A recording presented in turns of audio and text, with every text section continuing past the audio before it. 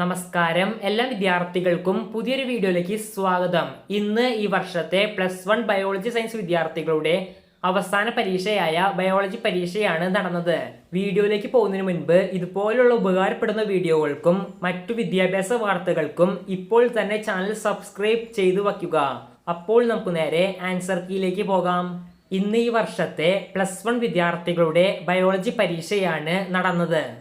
ഇന്ന് നടന്ന പരീക്ഷയെക്കുറിച്ചുള്ള നിങ്ങളുടെ അഭിപ്രായം നിർബന്ധമായും കമന്റ് ബോക്സിൽ കമന്റ് ചെയ്യുക.